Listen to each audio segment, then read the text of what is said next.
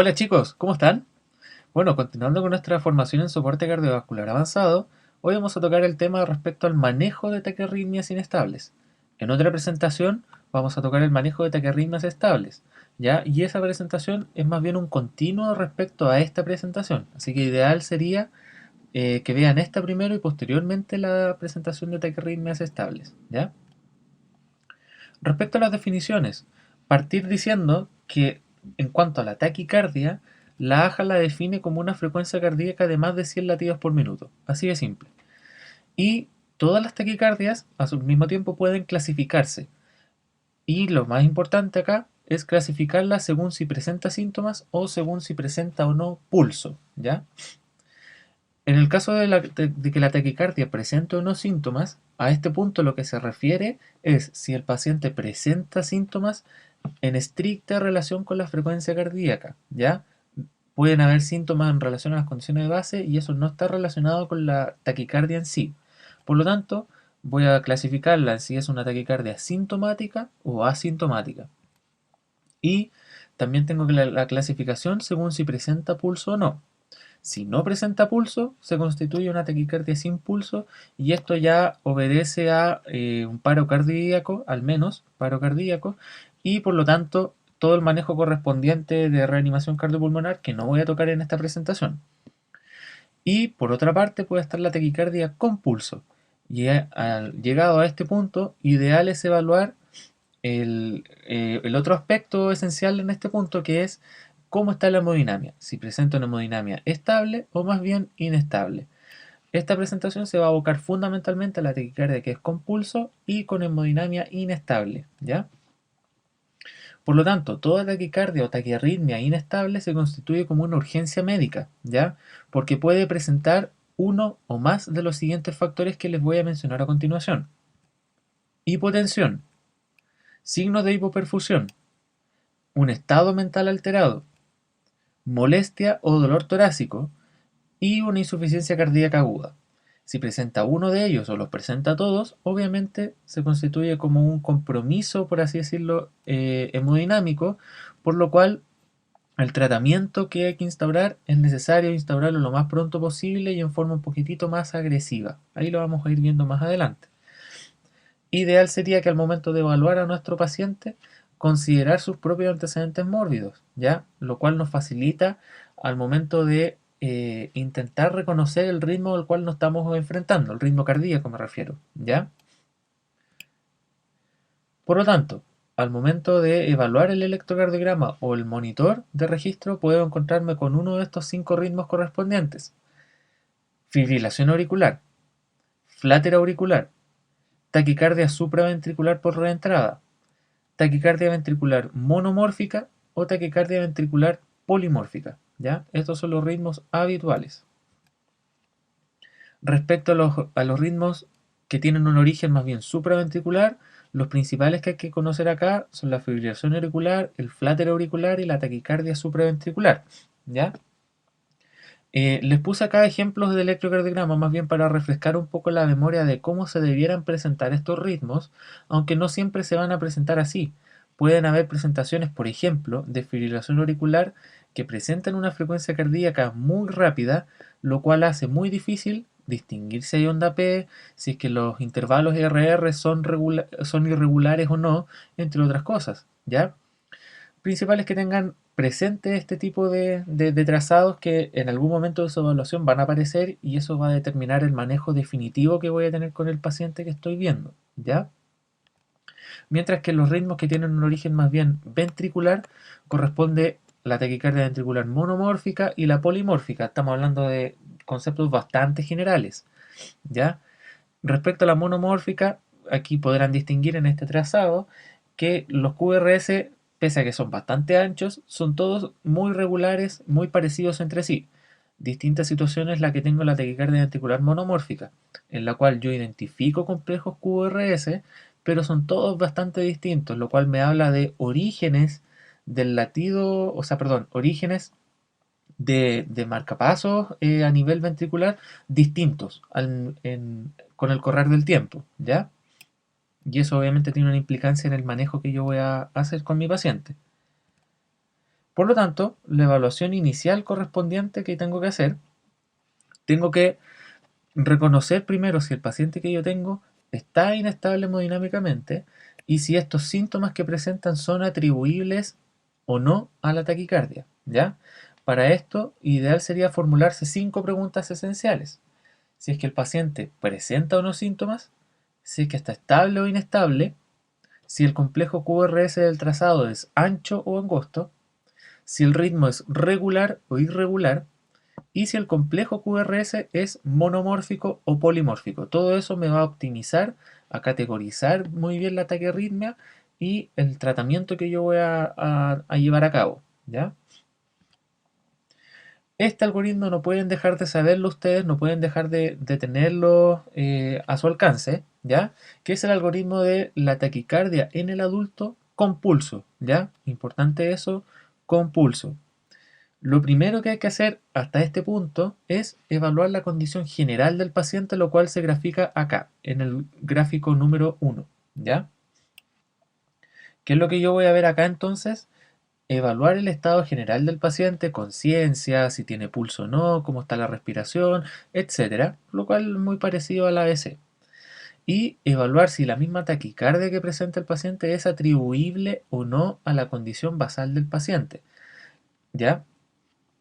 En general, en general, la AJA establece como criterio de que si el paciente tiene una frecuencia cardíaca mayor de 150 latidos por minuto, los síntomas que se generan son atribuibles solo a la taquicardia en sí, ¿ya? Mientras que frecuencias menores se atribuyen más bien a disfunción ventricular o algún problema a nivel ventricular correspondiente, ¿ya? Eso obviamente tiene implicancias en el manejo que yo voy a tener con mi paciente. Posterior a eso, a que hice esa evaluación bastante general y de segundos de duración, lo ideal es pasar al cuadro número 2, que es lo que dice que es básicamente identificar y tratar la causa subyacente que está generando la arritmia. En este caso, hay que considerar que hay ciertas condiciones que producen una respuesta fisiológica de aumentar la frecuencia cardíaca, como lo son la fiebre, las infecciones, hipoxemia, insuficiencia renal, hipovolemia, anemia, etcétera, ¿ya? Todas estas condiciones lo que producen a la larga es una taquicardia sinusal. Y aquí es muy importante porque toda taquicardia sinusal, el único manejo correspondiente es tratar la causa y nada más, ¿ya? Por eso es importante detenerse un poquito en ese punto. Y al mismo tiempo tengo que evaluar cómo está el trabajo respiratorio del paciente y la oxemia correspondiente, ¿ya? De tal manera de que el manejo inicial hasta este punto, en ideas súper simples, es optimizar un poco el trabajo cardíaco y optimizar el intercambio de gases, que a lo mejor esta es la causa que presenta por la cual presenta la taquicardia del paciente y en este punto tendría una rápida solución. Por lo tanto, me tengo que preocupar de manejar la vía aérea y administrar ventilación correspondiente si es que ese es su problema, administrar oxígeno y establecer una oximetría de pulso, ¿ya? Además, ideal sería establecer una vía endovenosa y evaluar la presión sanguínea que presenta el paciente. Y por último, la monitorización cardíaca y la toma de un electrocardiograma de 12 derivaciones. Este último punto, sobre todo lo que tiene que ver con el electrocardiograma de 12 derivaciones, si ustedes pueden y tienen la capacidad de hacerlo, háganlo. Pero si no pueden hacerlo y tengo un paciente con taquiarritmia inestable, ¿ya? Lo fundamental acá es no retrasar la cardioversión. Yo no me voy a quedar esperando a tomarle el electrocardiograma al paciente, ¿ya? Si es que veo que estaba con una taquiarritmia y está bastante inestable desde el punto de vista hemodinámico, ¿ya? Obviamente que una vez que se instaure la cardioversión y pueda estabilizar al paciente, ahí sí compete realizar un electrocardiograma de 12 derivaciones para acabar el diagnóstico, obviamente. Pero a este punto no tengo que demorar la cardioversión, ¿ya? Eso es un concepto crítico que establece la AJA. Siguiendo con nuestro algoritmo, el paso siguiente corresponde al cuadro número 3, en el cual tengo que evaluar si la taquiarritmia persiste y si está causando los elementos que les voy a mencionar a continuación. Si la taquiarritmia persiste y se sigue asociando a compromiso hemodinámico, traducido por hipotensión, estado mental alterado, signos de shock, dolor torácico o insuficiencia cardíaca aguda, aquí no hay ninguna otra alternativa más que realizar una cardioversión sincronizada, ¿ya? A este punto se me olvidó mencionar algo importante, que hasta este punto tengo que volver a evaluar sobre todo el pulso que presenta el paciente, porque si llega, o sea, lo fundamental que hay que tener presente acá es que todas taquiarritmias es o sea, claro, taquiarritmias que se presentan con algún grado de compromiso, es todo un proceso dinámico y tiene todo el derecho el paciente de pasarse de una taquiarritmia inestable a una taquiarritmia básicamente sin pulso, y ahí el manejo cambia absolutamente, ¿ya? Ese es un aspecto que también tienen que evaluar hasta este punto. Y realizar la cardioversión sincronizada lo que implica obviamente es monitorizar al paciente y identificar el ritmo que presenta de base, y según el ritmo y las características del mismo voy a instaurar diversos tipos de cardioversión para el tratamiento de la misma arritmia, ¿ya? Ahí los vamos a ir viendo enseguida, ¿ya? En relación a la misma cardioversión, bueno, antes de la cardioversión, ideal es instaurar el acceso endovenoso, si es que no se ha hecho, acá sí que hay que hacerlo, y además instaurar un sedante bastante, bueno, superficial, pero un sedante al fin y al cabo en nuestro paciente, ¿ya? Eh, no hay que retrasar la cardioversión sincronizada, y por lo mismo no hay que retrasar la monitorización de nuestro paciente en este punto. Lo que hay que conseguirse, por lo tanto, es un monitor con capacidad de monitorización, obviamente, instalar los electrodos o las palas en nuestro paciente, y ahí se va a reconocer el ritmo electrocardiográfico que presenta. Según esto, y ajustado el monitor hacia una modalidad de cardioversión, me va a reconocer fácilmente las ondas R, y así me va a permitir establecer un ciclo, ¿ya? Consideraciones que hay que tener en este punto, o sea, al momento de querer realizar la cardioversión, es que el operador que está controlando las palas, al momento de instaurar una descarga, esta no se va a instaurar hasta que se llegue a la onda R en el transcurso del ciclo cardíaco, ¿ya? Y otra consideración fundamental acá es que la descarga que se instaura es más bien de baja energía, lo necesario y adecuado para realizar una cardioversión, ¿ya? Eso es fundamental acá. Todo esto, estas dos condiciones fundamentalmente, ¿qué es lo que hacen? Evitar el riesgo de recaer en una fibrilación ventricular, porque puede pasar, por ejemplo, de que yo instaure una energía mucho mayor a la requerida, y eso va a inducir un aturdimiento total de las células de los miocitos, y generándose posteriormente múltiples marcapasos ectópicos, lo cual degenera en una fibrilación ventricular. Lo mismo pasaría en el caso de instaurar una descarga al momento de que la célula se esté repolarizando. Y aquí el principal riesgo es que el impulso, la descarga, digamos, caiga justo en el periodo refractario relativo. Si pasa esto, van a depolarizarse las células que estén en este periodo y van a iniciar un nuevo ciclo o un nuevo potencial de acción. Y obviamente esto facilita la generación de múltiples marcapasos ectópicos, y volvemos a lo mismo, degeneración en fibrilación ventricular, ¿ya? Así que es fundamental, por lo tanto, que el monitor reconozca la onda R y ajustarlo en la modalidad de cardioversión, ¿ya? Para que al momento de instaurar la descarga termine cardiovirtiendo en vez de desfibrilar o de descargar en cualquier otro punto del ciclo cardíaco, ¿ya? Por lo tanto, ya por todo lo que les dije, es un proceso que no está exento para nada de complicaciones, más bien operativas, ¿ya? Aquí les pongo un trazado, ¿ya? Fíjense cómo, bueno, acá tengo todo el trazado electrocardiográfico, y las ondas R que acá se aprecian son bastante pequeñitas, ¿ya?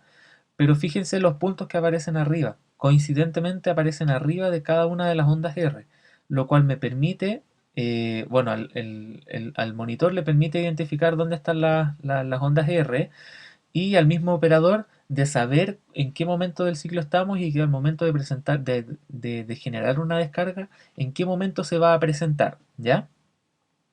Por lo tanto, es fundamental ajustar el monitor para el modo de cardioversión, ¿ya?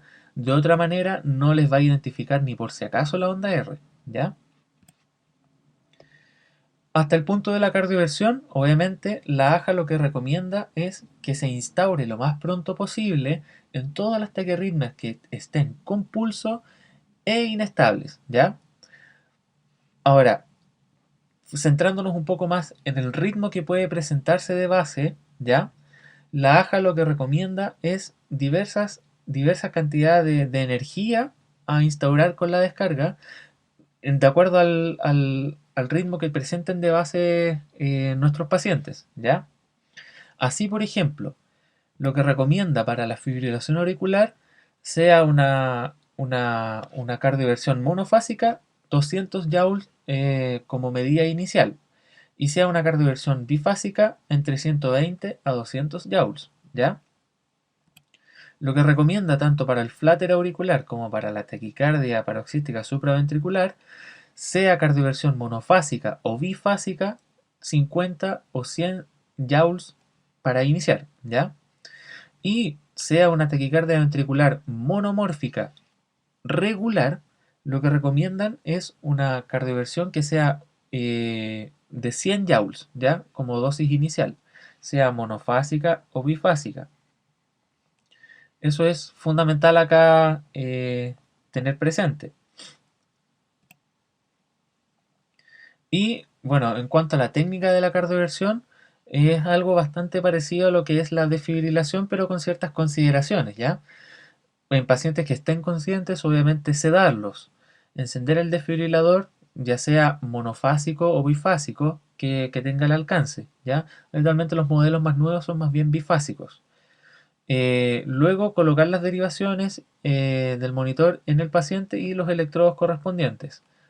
Eh, Posterior a esto, pulsar el botón en el monitor de la sincronización para establecer un modo sincrónico, ya que si me quedo con el modo asincrónico, no voy a coordinar en lo absoluto la descarga con las ondas R, ¿ya? Aquí otro punto importante es ajustar la ganancia del monitor para captar adecuadamente las ondas R. Puede producirse lo que se produjo en la misma foto que les presenté anteriormente, de que las ondas R estén pequeñitas y el software del monitor sea incapaz de identificar las ondas R. Entonces ahí, al momento de que se esté generando el trazado, ajustar un poco la ganancia. Con ello ajusto la amplitud del trazado que voy a tener y que se haga más fácil la identificación de la onda R. Posterior a esto, y que identifique el ritmo, seleccionar la energía de descarga adecuada según el ritmo que yo tengo. Avisar al equipo de que voy a realizar la descarga, luego pulsar el botón de carga y realizar la descarga correspondiente. Luego de eso, comprobar el ritmo en el monitor. Si persiste, tengo que aumentar las dosis de cardioversión, las cuales están establecidas según el centro correspondiente en donde estemos. Habitualmente se van aumentando de 50 a 50 joules sucesivamente, ¿ya? Y por último, y no menor, que si quieren ustedes instaurar una segunda descarga o descargas sucesivas posterior a la primera, hay que tener mucho cuidado en que hay que volver el desfibrilador al modo sincrónico, porque por defecto todos los monitores o la gran mayoría de los monitores al momento de instaurar la descarga vuelven automáticamente al modo asincrónico. Y esto está pensado así porque si uno va a instaurar una nueva descarga, lo que se espera el monitor es que en el fondo la condición del paciente haya empeorado. ¿Y esto en qué se traduce? En que haya degenerado en una fibrilación ventricular, ¿ya? Por eso es importante de que si yo quiero instaurar una descarga porque sigue, por ejemplo, con una taquicardia supraventricular, volverlo al modo sincrónico, si no, no va a tener efecto la cardioversión. En resumen, todas las taquicardias inestables se presentan con algún grado de compromiso hemodinámico, ¿ya? El enfrentamiento todo debe ser bastante íntegro, evaluando desde la taquicardia y los antecedentes mórbidos del paciente, como también el registro que yo tenga en la monitorización y el estado general, ¿ya? Si la taquiarritmia persiste, instaurar la cardioversión eléctrica lo antes posible, ¿ya? O sea, y aquí hay que recalcar una idea importante, que es que si la taquiarritmia se presenta con bastante inestabilidad hemodinámica, yo no voy a esperar a ver cómo anda con las medidas iniciales, ¿ya? Lo importante es instaurar la cardioversión lo antes posible, ¿ya? Y una vez revertido el cuadro clínico que presente, es conveniente una evaluación por el especialista, además de la indicación de antiarrítmicos a permanencia, ¿ya? Una cosa que me faltó y que se las comento ahora antes de que termine la presentación, es qué es lo que pasa con las taquicardias ventriculares polimórficas, ¿ya? Las taquicardias ventriculares polimórficas, ¿ya? Como responde fisiopatológicamente a activaciones o a múltiples focos de reentrada, ¿ya? Lo importante acá es establecer la desfibrilación lo más pronto posible. Ahí ya no es cardioversión, sino más bien desfibrilación, o sea, un manejo bastante parecido a un paro cardíaco como tal. Bueno, eso sería en suma respecto a esta presentación. Espero les haya gustado y los dejo para invitados a que vean la presentación de manejo de taquiarritmias estables, ¿ya? Eso, que estén bien.